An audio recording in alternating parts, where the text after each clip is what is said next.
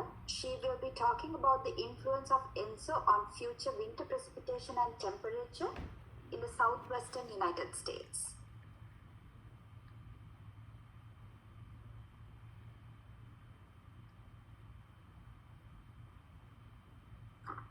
Hello, my name is Alyssa Dahlman, and my project this semester is focusing on the influence of ENSO on future winter precipitation and temperatures in the southwest United States. My mentors for this project are Dr. Alex Gonzalez and Dr. Chris Patricola. Let's first address what ENSO is. ENSO is the El Niño Southern Oscillation, which is characterized by anomalous sea surface temperatures, or SSTs, in the tropical Pacific Ocean. It is a climate pattern and is characterized in two main phases known as the El Niño and the La Niña. The El Niño is associated with warmer sea surface temperatures, whereas La Niña is associated with colder sea surface temperatures. It is known to peak in the winter months of December, January, and February, and have an influence on weather patterns during this time period. For example, this image displays conditions during a strong El Niño, where sea surface temperatures during this period were around 3 degrees Celsius above average. ENSO has teleconnections which influence climate patterns in North America. For example, the El Niño, which is characterized by warmer sea surface temperatures, can lead to deeper convection in the tropical Pacific. The intertropical convergence zone then intensifies and is brought into the Hadley cell. This then transfers warm moist air into the higher latitudes and then into the Pacific jet stream, and is deflected by the Coriolis force.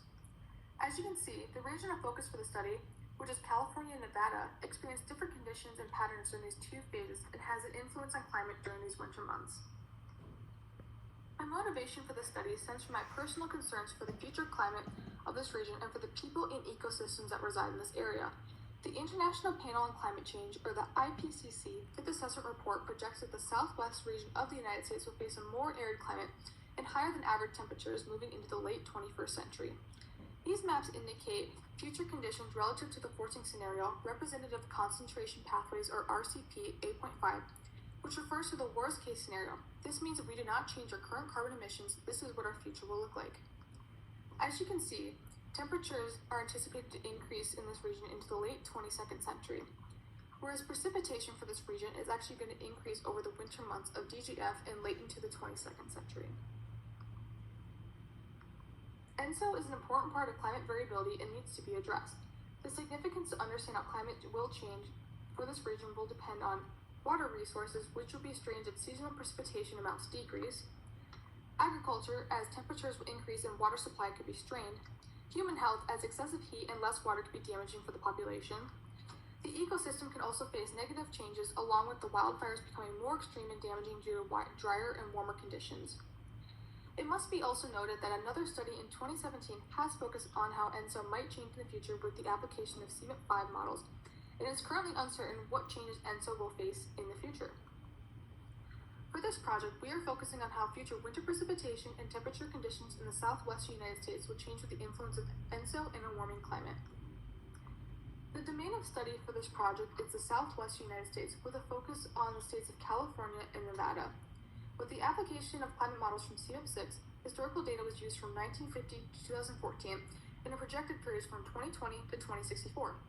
It must be noted that the reason the study does not extend towards the end of the 21st century is because there is a lack of data available for one of the models.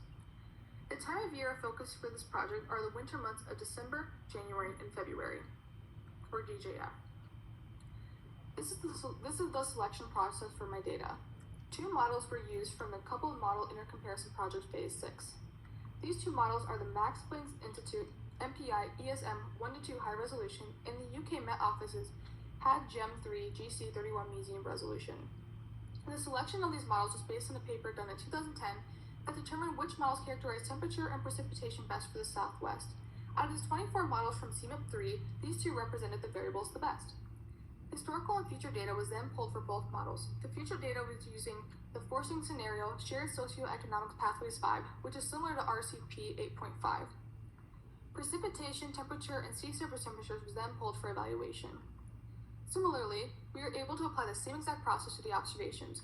This data was then pulled for the same variables for precipitation, temperature, and sea surface temperatures. To characterize ENSO, we applied the ENSO Longitude Index, or ELI, which is a newer index to characterize ENSO. It is evaluated by taking the tropical average over a range in the tropical Pacific. For this project, that range was 8 degrees south and 8 degrees north. A binary spatial mask was then applied to sea surface temperatures. A 1 is assigned to sea surface temperatures that at least meet the threshold value, and a 0 is assigned to sea surface temperatures less than that threshold value. ELI is then represented as the average of all longitudes in which the spatial mask is 1 for those sea surface temperatures. This table shows the thresholds of ELI with respect to the more common in the sea, the Niño 3.4 index. The shaded red region shows the El Niño, whereas the blue represents the La Niña. The thresholds correspond as follows on the table. It is important to note that ELI is represented in degrees relative to longitude, where the Niño 3.4 index uses temperatures in degrees Celsius. The selection for ELI in this project was based on its unique capability to shift in the tropical Pacific relative to where ENSO is, whereas the Niño 3.4 region is fixed in one location. This allows ENSO the capability to capture the different flavors of ENSO. This is an overview of how we analyzed our data. First, we compared the historical simulations to the observations for precipitation, temperature, and ENSO. This allowed us to have a further understanding of how the models represent the variables. We then compared the historical and future simulations of the models and analyzed the future trends. This provides us a good understanding of the model's projections. Lastly, we then evaluated and analyzed the relationship ENSO has with precipitation and temperature. Analysis for precipitation and temperature was done over California and Nevada over the historical time period from 1950 to 2014, and the future period from 2020 to 2064. Our first variable focuses on precipitation. The data shown in the box plot, which helps show the distribution of the data sets. The middle green line represents the median value of the data sets, where the box represents the 25 to 75% of the data. The whiskers display the values outside that distribution, and where the circles represent the outliers which didn't align with the rest of the data set. By comparing the observations and historical simulations for the models, we're able to observe that both models are wetter relative to the observations. We determine this by observing the distribution of the data and being skewed to higher amounts of precipitation. Now, by comparing the historical to the future, the MPI projects that precipitation amounts will decrease around 47.6 millimeters per month, whereas the HAD projects precipitation will decrease around 17.9 millimeters per month. From this, we were able to see that both models are in agreement that precipitation amounts will decrease during future DJF. Now, applying a similar analysis of temperature, we were able to see that there's a difference between the two models. The MPI projects warmer temperatures relative to the observations, whereas the HAD is actually slightly colder to the observations, but actually aligns well to the observational data set. Comparing the historical and future simulations, the MPI projects temperatures to increase around 1.5 degrees Celsius, whereas the HAD anticipates temperatures to increase around 6 degrees Celsius. From this, we were able to see that both models suggest an increase in seasonal temperature, however, there is almost a 4.5 degree difference in change. It is also significant to note that the HAD projects the largest increase in temperature, and that was the model that did have slightly colder temperatures relative to the observations. Furthermore, the same analysis was applied to ENSO to determine how the models characterized it. Relative to the observations, both models produce higher amounts of ELI, with the HAD having the largest distribution of data at higher values. It is also important to note that the models barely display any La Niña values, with the MPI only having a few. Now, comparing individually what the models anticipate will change in ENSO for the future, the MPI estimates that ELI will shift around 8.3 degrees east. This means that the MPI is favoring more El Niño-like conditions as it's found at higher values of ELI. Whereas the HAD anticipates almost no change in ENSO as the shift in ELI is only 0.3 degrees east. It is considerable to note these differences between the two models and how they project the change ENSO might face in the future. Analysis was then done to compare the relationship ENSO has on precipitation. The blue graph represents the MPI, where the purple graph represents the HAD. Circles correspond to the historical simulations, and the squares represent the future simulations. The regression line shown for each plot represents the relationship ENSO has with precipitation for the model simulation. Let's first evaluate the MPI.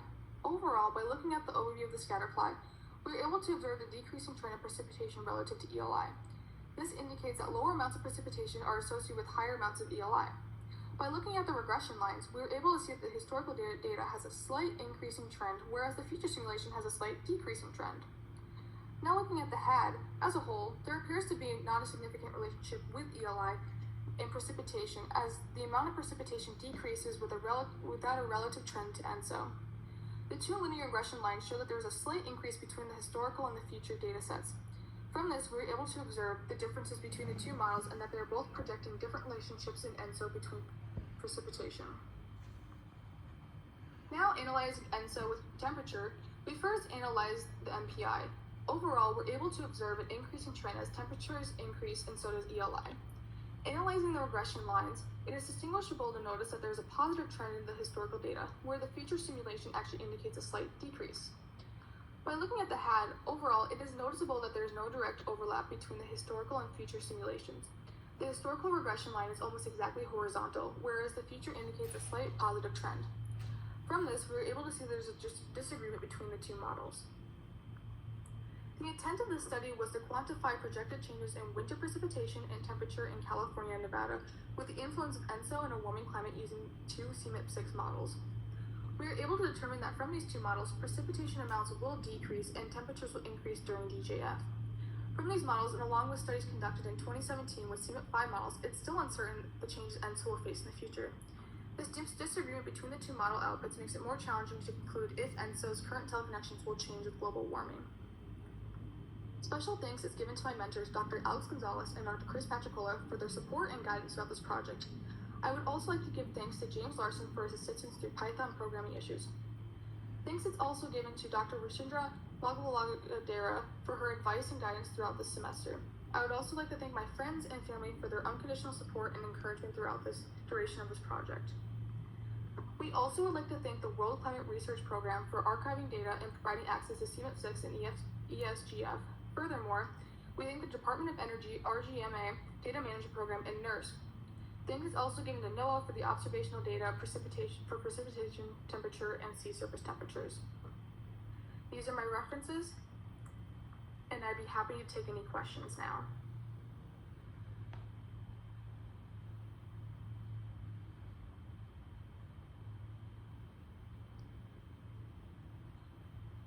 All right, questions for Alyssa?